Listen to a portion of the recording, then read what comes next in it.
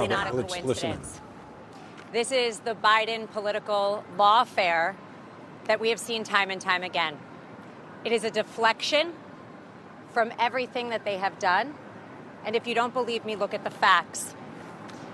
On March 17th, Hunter accidentally admits that it was his laptop from hell.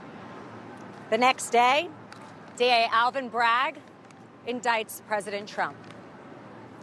June 8th, an FBI document is released showing that the Ukrainians paid the Biden crime family millions and millions of dollars. The next day, the Mar-a-Lago raid and the Mar-a-Lago indictment. Last week, Hunter Biden's sweetheart plea deal fell through when the judge realized it had blanket immunity. The following day, a superseding indictment against Donald Trump.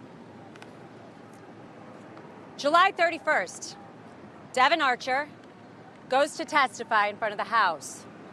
That was only after they failed to put him in jail prior to the fact. What happens the next day? The January 6th indictment that we're here for today. This is not a coincidence. This is election interference at its finest against the leading candidate right now for president, for either party. President Trump is under siege in a way that we have never seen before. President Trump and his legal team and everyone on his team will continue to fight, not for him, but for the American people. I'll take some questions.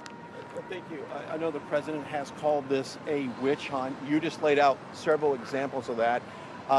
Any other thoughts that the president has communicated to you in terms of why this is going on and then why he calls it a witch hunt? I think a witch hunt is really the way that anybody should describe this, because it's not something we've seen in our time. This is not even political. This is beyond that. A witch hunt is when you relentlessly attack your opponent, when you relentlessly attack the thing that you are most afraid of. People are afraid of somebody that cannot be bought by Washington.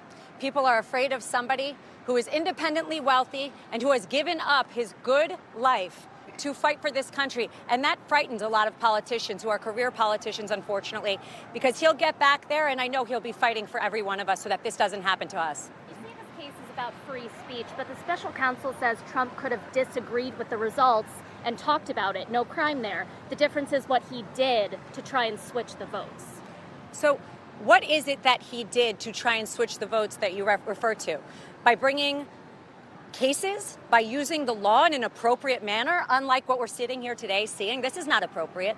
What President Trump did is he said, go patriotically and peacefully and protest. That is an American right.